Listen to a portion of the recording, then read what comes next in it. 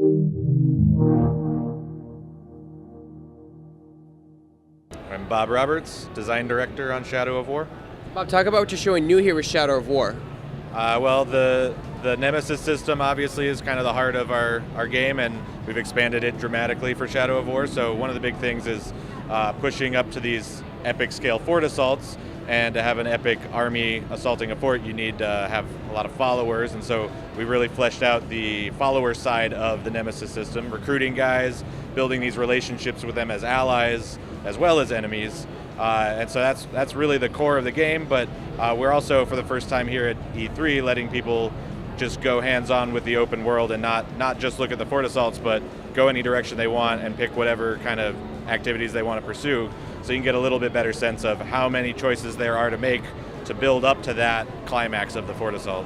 Talk about the fort assaults in a little more detail, because today I got to literally build an army to my preference. I got to pick, what kind of warriors I wanted, what kind of assist I wanted, what kind of artillery I wanted.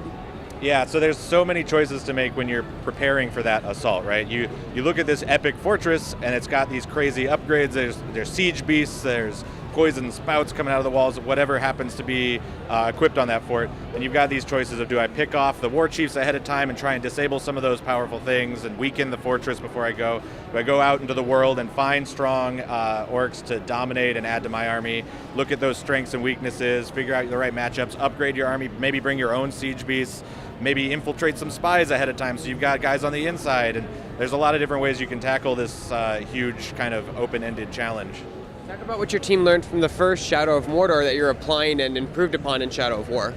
Well, so the biggest thing, obviously, is adding new dimensions to the relationships you can build with these procedural enemies and now allies, and having more stories that can emerge from your interactions, because we really want to make the whole experience the most personal, kind of unique thing. When the game goes out and we see people posting their videos of their favorite moments, that should be something that only they experienced, and it's not just a scripted thing that we plugged in there, but is a unique thing that emerged out of the system. So all the different elements, both in the Nemesis system of the traits, the strengths and weaknesses, the personalities, all that content, combined with the sandbox and the wildlife and the spreading fire and poison and all those elements that clash together in this crazy emergent kind of procedural space.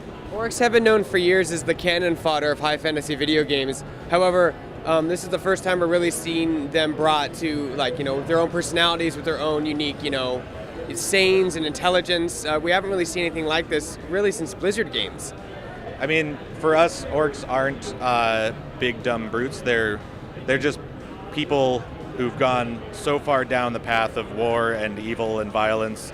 They're just completely consumed by it. But there's still the full spectrum of personalities and sort of humanity in them. They're just the nastiest part of that spectrum, And so we've got a lot of room to play with to make these orcs come to life. And of course, that cannon fodder aspect is really important for us. That's kind of at the heart of the system here, is that any random grunt from the world, if he gets that lucky shot and kills you, can become somebody unique and interesting and memorable and can grow with you.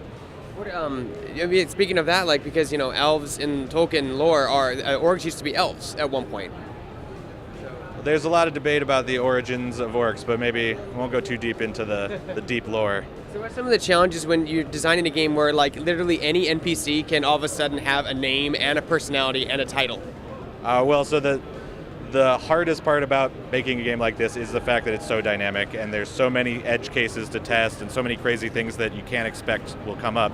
So it can be a challenge to find all the weird possibilities. At the same time, that's the best thing about making a game like this, is every day, every week, we're reviewing and seeing exciting, surprising things happen, because those kinds of moments just emerge out of the systems. Now, I have to ask, because I'm a big Tolkien fan, will we see Shelob or any of the Guardians in Shadow of War? No comment. But I like to hear that, though. No comment. I like when people say that, though. It gives me hope. So talk a little about the story. Where is this taking place in the Lord of the Rings universe? So we take place between the events of The Hobbit and The Lord of the Rings. So there's a big period of time there, several decades after Bilbo's journey, before Frodo's journey. The last game started right where Sauron comes back into Mordor and starts to build up his armies again, where Talion, our main character, gets killed and inhabited by the Wraith. This game picks up right where the last game left off, with Talion and Celebrimbor going to forge a new Ring of Power going to help save the last besieged city of Gondor that's right on the edge of Mordor, Minas Ithil, getting prepared to build an army and take the fight to Mordor. So my last question is, what's it like developing a game? Because if you've read the books, you know that eventually Sauron takes over Mordor, so your protagonist has to lose at some point. So, I think the most fun thing about getting to explore this territory and this IP that we all love is getting to shine some new light on things people know a little bit about, but not as much as they might think, and to come up with ideas that help you reframe what you're seeing in the movies or what you're reading in the books with this extra bit of information can be really satisfying, because there's all this built-in weight and gravitas to some of these elements that we can cast a new light on, and suddenly it comes to life in a different way for people. And then when does Shadow of War come out, and what platforms will it be on? We're releasing on October 10th, Xbox One, PS4, PS4 Pro, Xbox One X, PC.